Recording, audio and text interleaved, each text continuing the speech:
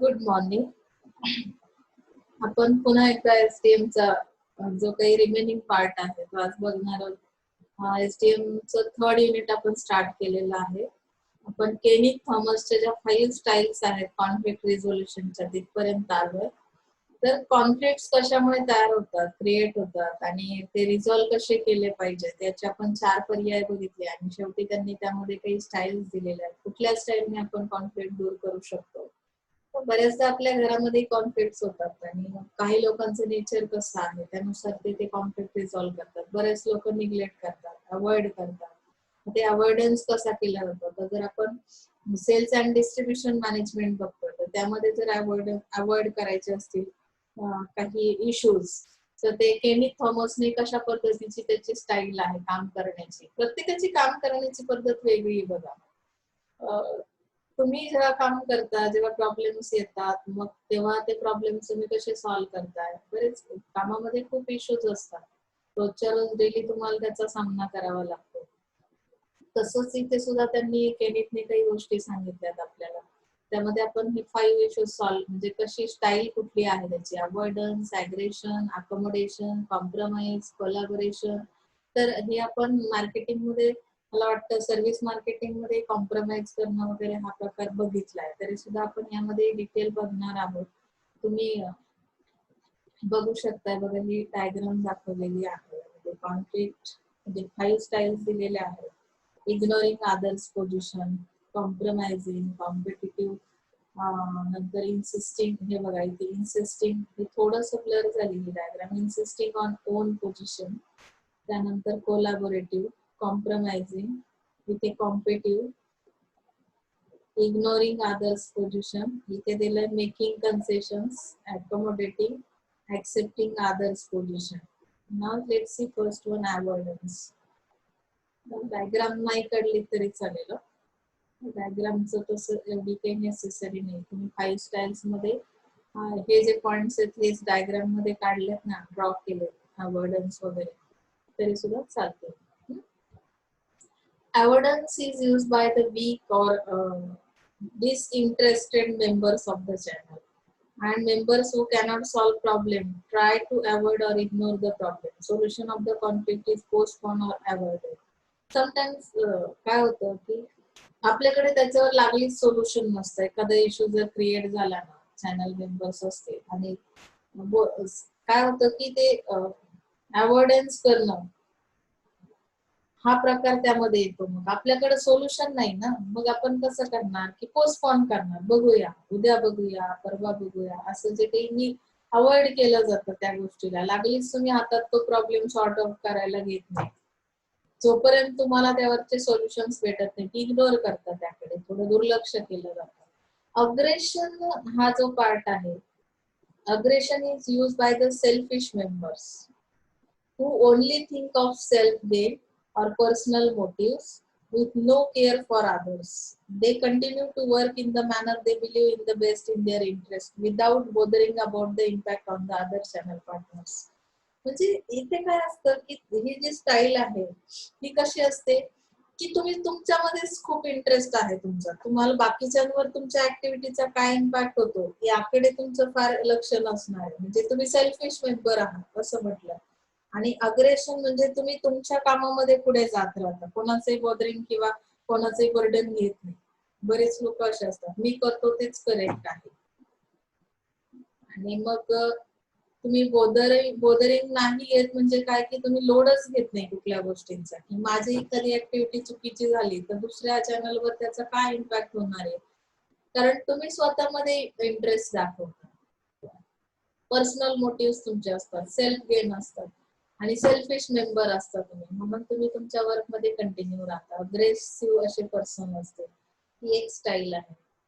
म्हणजे conflict resolution कसं करायचं, मी लक्षच देणार नाही कोणाकडे, मला जे वाटतं ना करेक्ट आहे मी तेच करेन, ओके ना. म्हणजे ही एक स्टाईल झाली. थर्ड थिंग काय आहे, accommodation.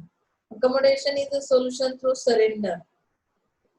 In accommodation, one channel member allows the other party to achieve goals without being concerned about his own interest. म्हणजे इथे सरेंडर करणं म्हणजे काय, हार मानणं एक प्रकारे. सरेंडर केलं, एखाद्या आरोपीने सरेंडर करणं म्हणजे काय केलं, कबूल केलं गुन्हा किंवा त्याने तुम्हाला परमिशन दिली, अलाव केलं की तुमचे गोल्स तुम्ही अचीव करा, दुसऱ्या मेंबरला त्याने अलाव केलं म्हणजे सरेंडर केलं एक प्रकारे आणि चॅनल कॉन्फ्लिक्ट चॅनल रिझोल्युशन करून टाकलं. म्हणजे टेन्शनच नको, काय असेल नसेल ते तुम्ही तुमच्या मर्जीने करू शकता, तुमच्या इंटरेस्टने तुम्ही तुमचं ऍक्टिव्हिटी कम्प्लीट करू शकता. सरेंडर करणं दॅट मीन्स अकोमोडेशन. ओके ना.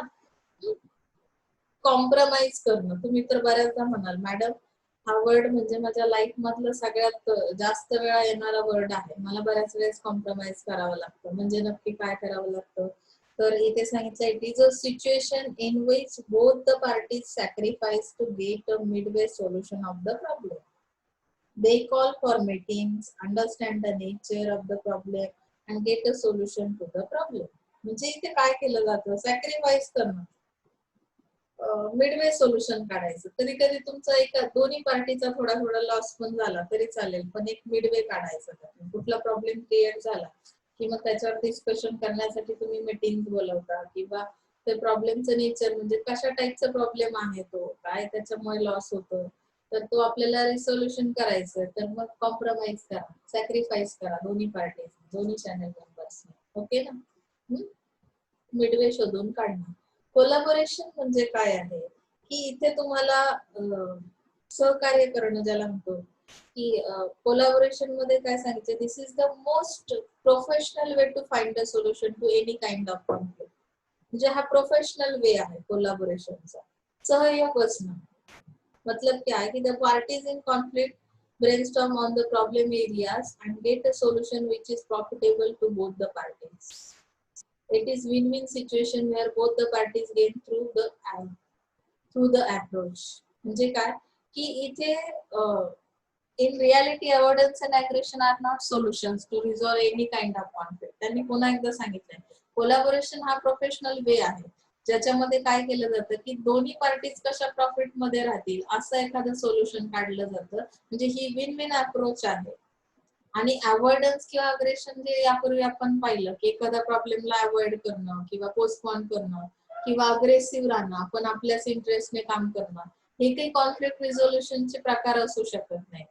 पण यामध्ये सांगितलंय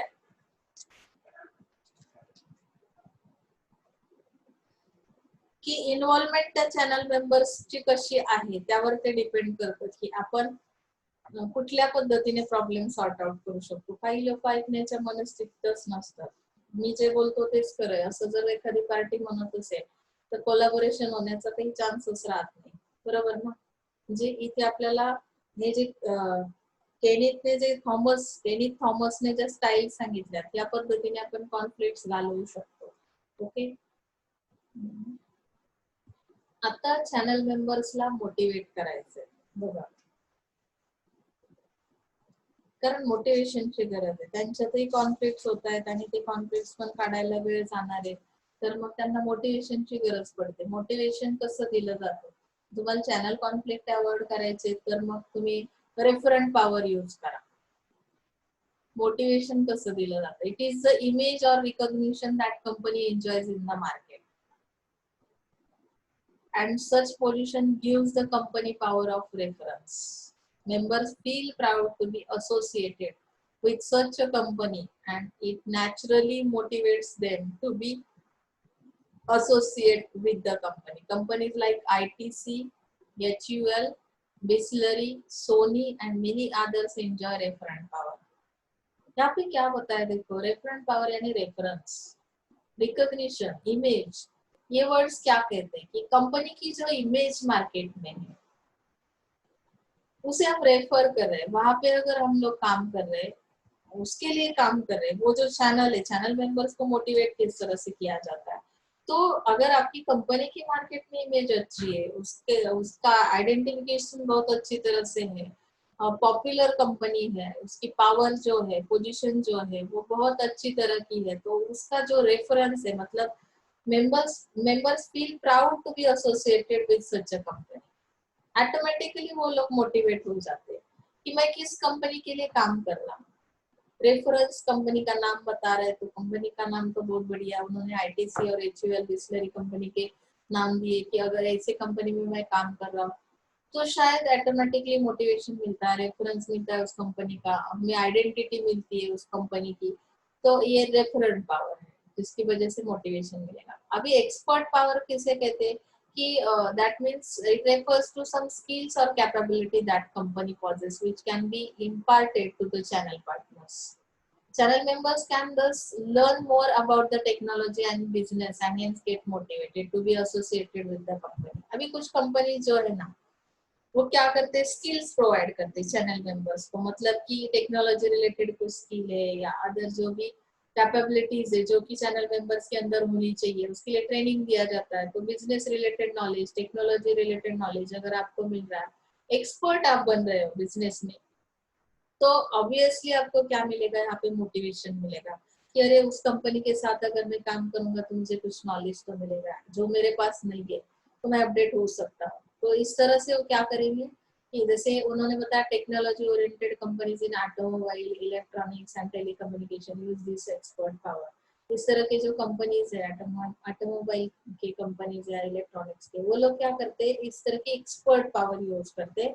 उनके जो चैनल मेंबर्स है उनको इस तरह से मोटिवेशन दिया जाएगा, उनको स्किल्स जो है उनके इम्प्रूव किए जाएंगे, उनको ट्रेन किया जाएगा, तो ऑब्वियसली वो मोटिवेट हो जाएंगे। ओके ना। अभी रिवॉर्ड पावर किस तरह की है, रिवॉर्डिंग सिस्टम जो रहती है, आप लोगों को पता है ना, अगर किसी चैनल मेंबर ने अच्छा काम किया तो उसे रिवॉर्ड दिया जाता है। तो रिवॉर्डिंग सिस्टम की वजह से ये एक इंसेंटिव है, ये इंसेंटिव सिस्टम कहते हैं इसे। इंसेंटिव्स प्रोवाइड करना मतलब क्या है कि आपको उत्तेजित करना उस काम के लिए, तो मोटिवेशन मिलता है। मतलब रिवॉर्ड अगर किया मैंने किसी को, आपने बहुत अच्छा काम किया, आपकी अटेंडेंस फुल है, देखो मेरा जो लेक्चर है ना उसमें स्टार्ट टू एंड जिसकी अटेंडेंस कंपलसरी रहेगी वो प्रेजेंट रहेगा हर एक लेक्चर में, तो ऑब्वियसली मेरे दिमाग में क्या आएगा कि इसको कुछ ना कुछ मिलना चाहिए। तो क्या आपके एक्सपेक्टेशन मुझसे क्या है, आप अगर अटेंड कर रहे हो मेरा लेक्चर तो उसके पीछे आपके भी कुछ, आपका भी कुछ इंटेंशन रहेगा ना कि मैडम मुझे इंटरनल मार्क्स अच्छे चाहिए, मेरा परफॉर्मेंस बेटर है, मैं रेगुलर एक्टिविटी करता हूँ, मैं असाइनमेंट कंप्लीट करता हूँ इन टाइम, तो आपके भी मुझसे कुछ एक्सपेक्टेशन है, तो वो जरूर कंप्लीट हो सकते हैं। रिवॉर्ड में इस तरह से दे सकती हूँ।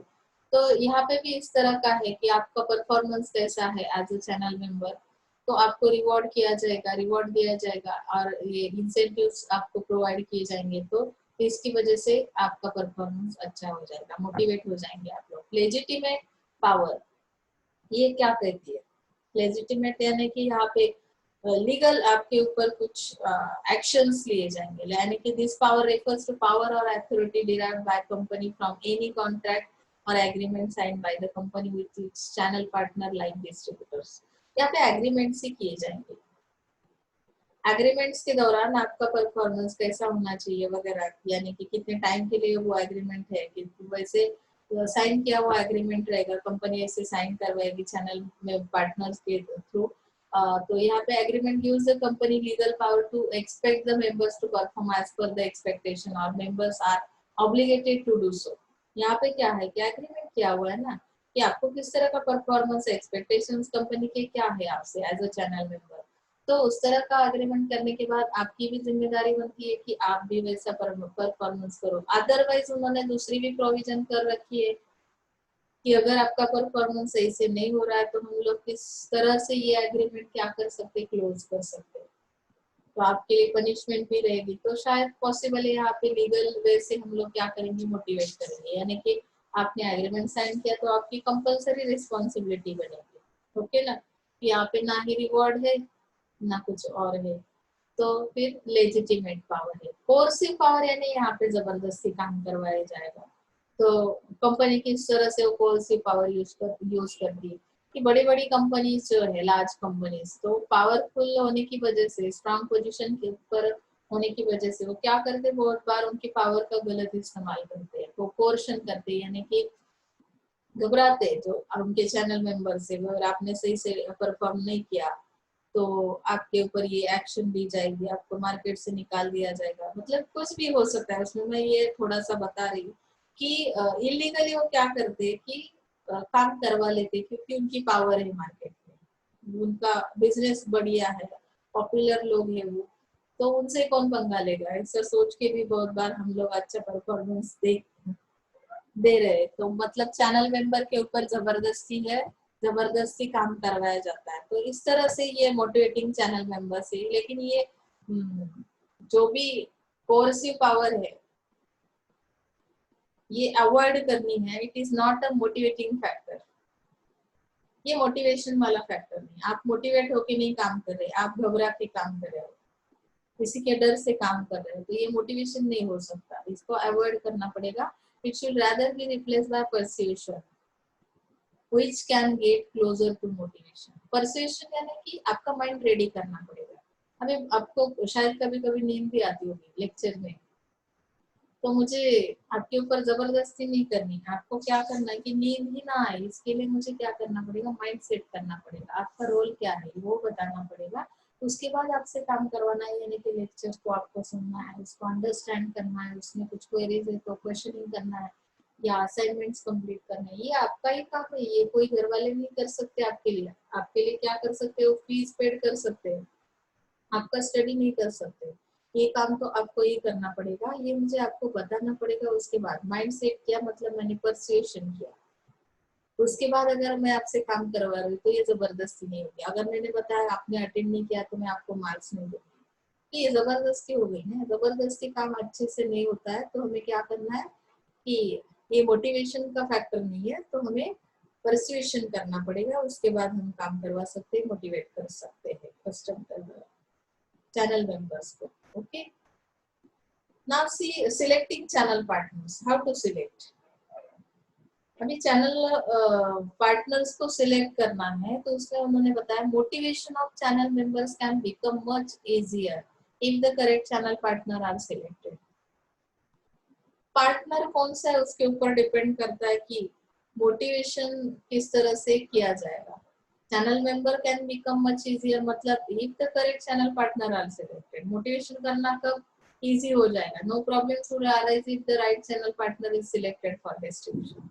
चैनल पार्टनर अगर सही है तो मोटिवेशन की जरूरत ही नहीं पड़ेगी।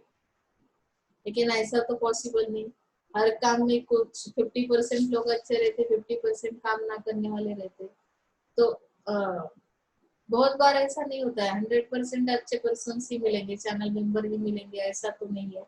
तो ऐसे इसे इमेजिन करके उन्होंने कुछ क्राइटेरिया दिया कि मोटिवेशन किस तरह से हम देंगे, तो कौन से फैक्टर्स यहाँ पे ध्यान में लिए जाएंगे कि जिसकी वजह से हम लोग क्या करेंगे कि सिलेक्ट करेंगे चैनल पार्टनर्स। तो यहाँ पे मार्केट फैक्टर्स है, प्रोडक्ट फैक्टर्स है, चैनल फैक्टर्स है, सोट एनालिसिस है, इनको स्टडी करना पड़ेगा। उसके बाद हमें समझ में आएगा कि किस तरह से हम सिलेक्ट करेंगे चैनल पार्टनर्स को। So let's see one by one.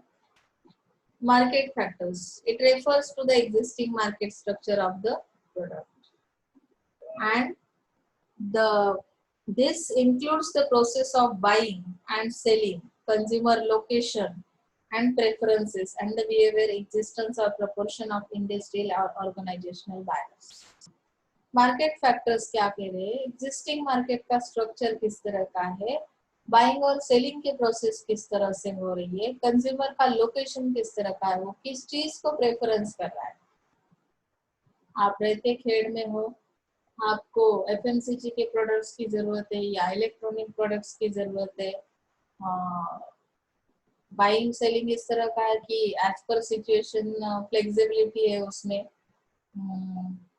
उसमें एग्जिस्टेंस और proportion of industrial organisational buyers, यानी कि प्रपोर्शन बताए इंडस्ट्रियल जो प्रोडक्ट्स है उनका सेलिंग किस तरह का है, ऑर्गेनाइजेशनल बायर्स कौन से है। तो कंपटीशन की भी जानकारी हमारे पास होगी, मार्केट का स्टडी है ना, तो मार्केट के अंदर सब कुछ आता है। तो यहाँ पे उन्होंने बताया कि the role of channel member and therefore also their selection differ depending on the nature and intensity of competition। तो कंपटीशन का नेचर पता होना चाहिए, इंटेंसिव कंपटीशन है, एक्सक्लूसिव है या किस तरह की है। तो इंटेंसिटी एक बार समझ में आई, कंपटीशन की नेचर समझ में आया, तो उसके बाद हम लोग क्या करेंगे कि चैनल मेंबर्स का सिलेक्शन करेंगे। Okay, Now let's see product factors which refer product characteristics. That means physical properties, technical aspects, life cycle कैसी है, consumer perception क्या कह रहा है, market की position क्या है, product life cycle किस तरह की है, मतलब वो तो ज्यादा important है product factor में कि product अभी कौन सी stage पे है, मेरा प्रोडक्ट मैच्योरिटी स्टेज पे पहुंच चुका है तो मेरे लिए कौन सा चैनल सही रहेगा, कौन सा चैनल मैं चूज करूंगी, तो इसके बारे में हम लोग क्या कर सकते हैं, सिलेक्शन कर सकते हैं, चैनल पार्टनर का सिलेक्शन कर सकते हैं। मैच्योरिटी स्टेज पे तो स्टेबल हो जाता है हमारा सेलिंग जो है, एट एक स्टेज पे जाके कांस्टेंट हो जाती है, तो कौन सा चैनल पार्टनर मेरे लिए सही है ये सिलेक्ट करना बहुत आसान हो जाएगा। मार्केट की कंडीशन समझ में आ गई, मार्केट में कौन से कॉम्पिटिटर्स है, वो कौन सी स्ट्रेटेजी अप्लाई कर रहे हैं, तो उसके बाद प्रोडक्ट की कैरेक्टरिस्टिक कैसे है। अभी थर्ड फैक्टर है कि चैनल फैक्टर्स कैसे हैं, अभी चैनल फैक्टर्स का भी स्टडी करना पड़ेगा, उसके कैरेक्टरिस्टिक, उसके कैपेबिलिटी, कितने लोगों तक वो पहुंच सकते हैं, उनका एरिया कितना बढ़िया हो सकता है, फाइनेंशियली उनकी कंडीशन क्या है, ट्रस्टवर्दीनेस किस तरह का है, रेपुटेशन कैसी है उस चैनल मेंबर की, हर चीज की, मतलब किसी को सिलेक्ट करते वक्त है ना हम उसका रेपुटेशन भी देखते हैं।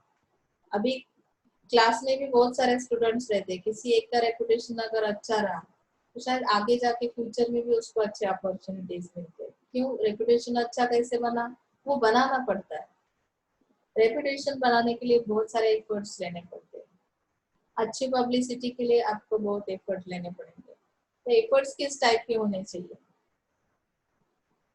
निगेटिव या पॉजिटिव, पॉजिटिव अगर आपकी पॉपुलैरिटी है तो पॉजिटिव एटीट्यूड है तो उसका मतलब है कि आपका रेपुटेशन अच्छा है। तो इस तरह का चैनल मेंबर का परफॉर्मेंस देखने के बाद, उनका ट्रस्ट वर्दीनेस देखने के बाद, उनके ऊपर कितना ट्रस्ट कर सकते हैं वो कैसे जानेंगे, तो उनका जो परफॉर्मेंस है आज तक का, उनका जो एक्सपीरियंस है मार्केट का, तो इससे इससे हमें पता चलता है उनकी एबिलिटी, सेलिंग एबिलिटी कैसी है, आफ्टर सेल सर्विस फैसिलिटीज वो किस तरह की प्रोवाइड कर सकते हैं। तो फाइनली ये सब चीजें जानने के बाद हम लोग चूज कर लेते हैं चैनल मेंबर्स को। ओके, SWOT एनालिसिस भी करना पड़ेगा, जैसे कि strength, weakness, opportunities and threats, मतलब कि डिफरेंट चॅनल मेंबर्स मे exhibit different strengths weakness in existing market environment. प्रत्येकामध्ये आहे बघा, तुमच्याकडे काही स्ट्रॉंग पॉइंट असतील तर काही वीक पॉइंट पण असतील, प्रत्येक व्यक्तीमध्ये आहेत, ते इंडिव्हिज्युअल पर्सन मध्ये आहेत। मग तुम्ही कशा पद्धतीचे, मतलब की चॅनल मेंबर्स लाईक डिस्ट्रीब्युटर्स मे show enough aggressiveness during market recession. Some other channel members may prosper only during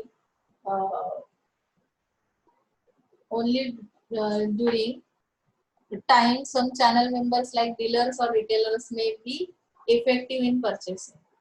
म्हणजे काय की तुमचा इफेक्ट कुठल्या कुठल्या सिच्युएशनला कसा आहे, रिस्पॉन्स कसा मिळतो। Channel should be selected after evaluation all the parameters of the available channels.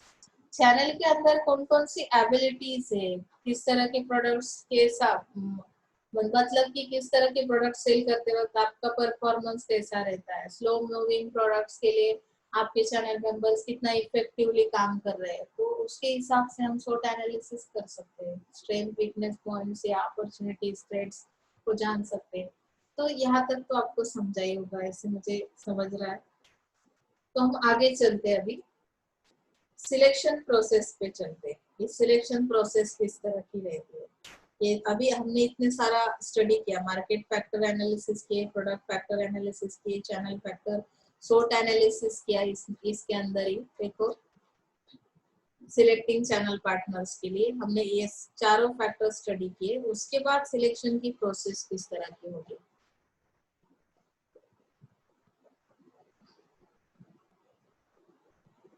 channel selection checklist. See now, the selection process requires judgment, foresight, and intuition, but it is advisable to follow certain guidelines during selection. जैसे अभी आपका selection करना है किसी job के लिए, तो क्या देखते हैं कि आपकी डिग्री किस टाइप की है, आपको कौन सी ग्रेड मिली है, आपका परफॉर्मेंस कैसा था, आपने कौन सा प्रोजेक्ट किया था, प्रोजेक्ट का टाइटल क्या था, सब्जेक्टिव नॉलेज पे 2-4 क्वेश्चन पूछेंगे, जनरल नॉलेज पे क्वेश्चन पूछेंगे, उसके बाद आपका सिलेक्शन किया जाएगा। ओके ना, तो यहाँ पे भी अगर चैनल सिलेक्शन करना है तो कुछ गाइडलाइंस दिए कि कौन से चैनल को मैं सिलेक्ट करूँ। तो ये गाइडलाइंस में फर्स्ट बताया कि आपके पास नॉलेज ऑफ मार्केट कितना है, मार्केट का नॉलेज कितना है, लोकल प्रेजेंस कैसा है आपका, मतलब आपका रेपुटेशन कैसा है, रिलेशनशिप विद कस्टमर्स, आप किस तरह की रिलेशनशिप मेंटेन करते हो। बी प्रोफेशनल, ऐसा हम लोग कहते हैं ना बहुत बार, अगर आप स्टूडेंट हो हम टीचर से, तो आपका रिलेशन हमारे साथ हमेशा कैसा होना चाहिए, प्रोफेशनल रिलेशनशिप होनी चाहिए, ना कि पर्सनल फैमिली रिलेशंस होने चाहिए, जिसकी वजह से क्या होगा कि शायद हमने अगर किसी और तरह का रिलेशन डेवलप कर लिया तो जो इंटेंशन मेरा रहता है या मैं जो भी सिखाती हूँ आपका उतना उसमें इंटरेस्ट नहीं बना रहेगा, या आप उस तरह से कंसंट्रेट नहीं हो पाएंगे अगर मेरे फैमिली रिलेशन मैंने आपके साथ बना। प्रोफेशनल अगर रहते हैं हम लोग तो शायद मैं जिस इंटेंशन से आपको पढ़ाती हूँ उसका इंटेंशन आपको समझ में आएगा और उस तरह से आप क्या करोगे, परफॉर्म करोगे, तो शायद रिजल्ट अच्छे आएंगे। सो बी प्रोफेशनल इस तरह का मतलब कस्टमर के साथ आप किस तरह की रिलेशनशिप मेंटेन करते हो।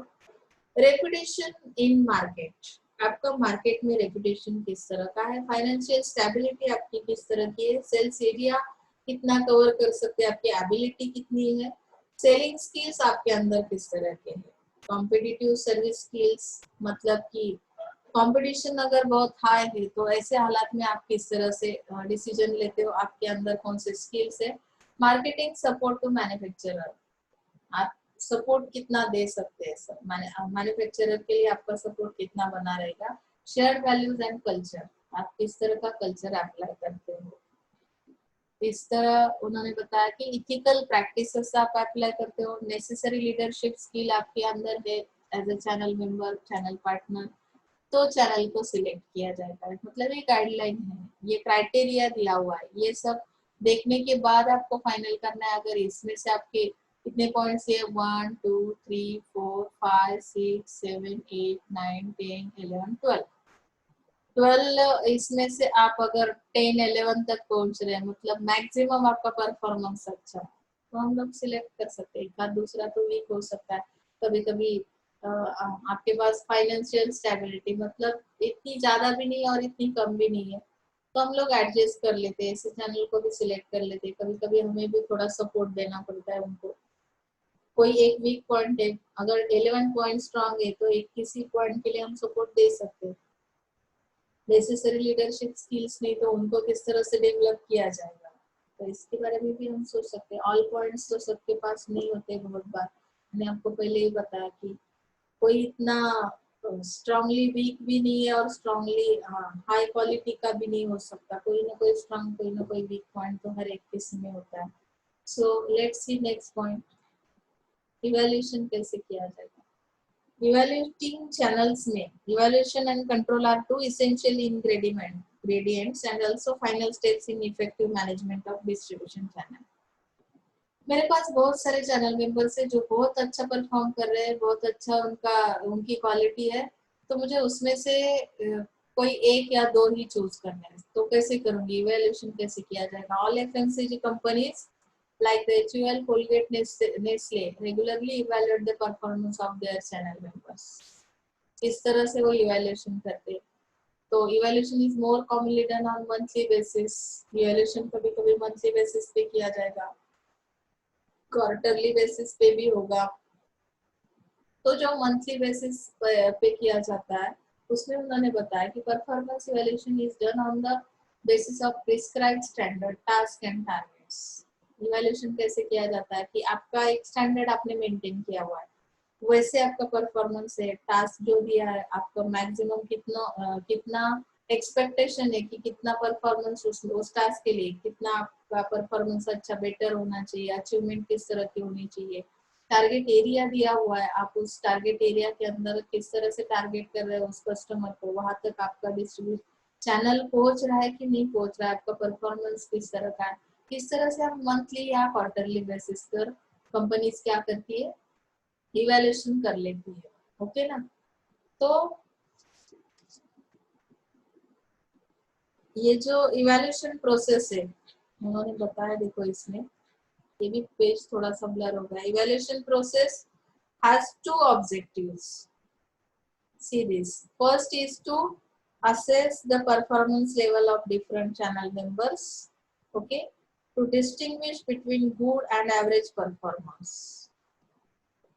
गुड के लिए क्या आएगा, एवरेज के लिए क्या आएगा, मतलब क्राइटेरिया जो दिया है ना, टास्क कौन सा दिया था हमने स्टार्टिंग में देखा ना कि स्टैंडर्ड किस तरह का, प्रिस्क्राइब स्टैंडर्ड क्या कहता है, टारगेट कितना है आपका, आपने कितना अचीव किया, उस तरह से हम गुड और ये जो एवरेज परफॉर्मेंस है वो निकाल सकते हैं। सेकेंड इसमें बताया कि इवेल्यूशन करते वक्त equally important is to use the evaluation system as a feedback process for continuous improvement through mutual discussion, counseling and motivation. मतलब हमें यहाँ पे फीडबैक प्रोसेस रखनी है, फीडबैक के थ्रू भी हम लोग क्या कर सकते हैं, इम्प्रूवमेंट कर सकते हैं, डिस्कशन के बाद हम लोग कुछ इम्प्रूवमेंट कर सकते हैं, काउंसलिंग किया जाएगा कभी कभी चैनल मेंबर्स को। काउंसलिंग की बहुत बार जरूरत पड़ती है। देखो कि अगर क्या पा रहा है ना कि आपके जो कंपनी के एक्सपेक्टेशन है आपके चैनल मेंबर्स से, वो अगर कंप्लीट नहीं हो रहे, परफॉर्मेंस बेटर नहीं आ रहा, गुड नहीं आ रहा, तो शायद हमें क्या करना पड़ेगा, उनको मोटिवेट करना पड़ेगा, काउंसलिंग करना पड़ेगा, उसके बाद रिजल्ट्स मिलेंगे। समझ में आ रहा है? और सबसे थर्ड यूनिट का लास्ट पॉइंट हमारा बचा है चैनल कंट्रोल। ये बहुत बहुत जरूरी है। कंट्रोलिंग सिस्टम अगर आपकी वीक है तो चैनल का एक भी ऑपरेशन प्रॉपर नहीं हो सकता। कंट्रोल का होना बहुत जरूरी है। कोई भी सिस्टम हो, कोई भी ऑपरेशन हो, कोई भी एक्टिविटी हो, उसे आपको कंट्रोल करना है। और किस तरह से कंट्रोल किया जाता है वो हम लोग अभी पॉइंट्स के दौरान देखते जाएंगे। देखो, कॉन्ट्रैक्ट और एग्रीमेंट। अभी चैनल को कंट्रोल करने के लिए कॉन्ट्रैक्ट्स किए जाएंगे। ये तो ट्रेडिशनल वे है। ट्रेडिशनल वे से हम लोग क्या करते हैं कि पहले से हमें पता है कि कॉन्ट्रैक्ट बनाया जाएगा, कॉन्ट्रैक्ट के थ्रू कुछ कंडीशंस रखी जाएंगी कि किस कंडीशन में हमें एक साथ काम करना है या आपका परफॉर्मेंस किस तरह का होगा। तो ये ओल्डेस्ट मेथड है, instrumental method of exercising control over channel members functioning और operations. Most of the companies enter into a written agreement. Companies कौन सी चीज पे बिलीव करती है, तो रिटन एग्रीमेंट पे बिलीव करती है। And the agreement specifies details of association between the parties and also the terms of operations. The major elements covered in the agreement are as follows. कौन से एलिमेंट्स कवर किए जाते हैं agreement के अंदर, मतलब कि क्या रहता है एग्रीमेंट, मतलब एक्चुअली क्या है। आप सब ने मुझसे ही ये सब्जेक्ट सीखा बिजनेस लॉ फर्स्ट ईयर में, तो आपको इसका भी नॉलेज थोड़ा बहुत तो है। अभी कितना ध्यान में वो नहीं पता है मुझे, लेकिन अभी एक पॉइंट्स देखने के बाद आपको समझ में आएगा कि किस तरह का एग्रीमेंट ये बिजनेस में रहता है। प्रोडक्ट्स हैंडल, किस तरह से प्रोडक्ट को हैंडल करना है। मैंने चैनल मेंबर्स के हाथ में मेरे 100 प्रोडक्ट्स दिए डिस्ट्रीब्यूट करने के लिए, उसमें से आधे से अधिक तो उसने सप्लाई करते वक्त ही बिगाड़ दिए, तो मेरा कस्टमर क्या सेटिस्फाइड होगा? नहीं होगा ना। तो प्रोडक्ट को हैंडल किस तरह करना है, अगर वो रिस्की है, जॉब रिस्की है आपके लिए, तो अभी से ना बोल दो, एग्रीमेंट मत करो। कुछ लोग बोलते हैं ना, मेरा कुछ भरोसा है नहीं, मैं तो कोशिश करूंगा, लेकिन अगर उसमें कुछ खराबी आ गई तो वो रिस्क में नहीं उठा सकता, उसका लॉस तो आपको ही उठाना पड़ेगा। गलती से अगर मिस्टेक हो गई, आपको पता है, आप सीरियल्स देखते हो, गलती से मिस्टेक हो गई तो उस तरह का है ये। तो गलती से भी मिस्टेक यहाँ एग्रीमेंट में नहीं करनी है। टेरिटोरीज हैंडल, किस तरह से हैंडलिंग है आपका टेरिटोरीज के लिए। जो टेरिटोरी आपके लिए दी है, जो एरिया आपको दिया है, तो उसे किस तरह से आप हैंडल करोगे, आपका परफॉर्मेंस वहाँ पे कैसा है। आप लोग बोलोगे कस्टमर देखता ही नहीं, मैं क्या करूँ, मैं तो सब कुछ अप्लाई कर रहा हूँ, प्रमोशन दे रहा हूँ, तो ऐसा हो नहीं सकता। आपके अंदर अगर वो स्किल प्रॉपर है तो शायद आप टेरिटोरी को प्रॉपरली हैंडल कर सकते हैं। नेक्स्ट थिंग है कैटेगरीज और टाइप्स ऑफ कस्टमर्स। मतलब किस तरह की कैटेगरी आपको दी है, कस्टमर का टाइप आपको पता है, सेलिंग प्राइस एंड मार्जिन किस तरह के होंगे। तो यहाँ पे आप गड़बड़ी नहीं करना है। सेलिंग प्राइस क्या बताइए आपको कंपनी ने, उसी तरह से आपको मार्केट में सेल करना है प्रोडक्ट को। मार्जिन कितना होना चाहिए उसके साथ, वो भी फिक्स है एग्रीमेंट के दौरान।